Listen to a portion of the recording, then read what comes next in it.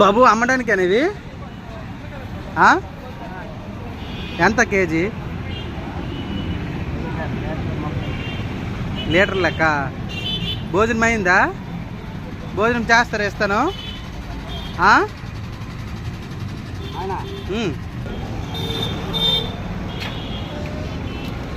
ఇదయ్యా భోజనం చేసి, అన్నము కూర అన్నీ సాదే, సరేనా? భోజనం చేసి. ఏ ఊరు మీది? ఈ ఊరేనా? సర్లే, అలా నీళ్ళలో కూర్చొని భోజనం చేసి, సరేనా?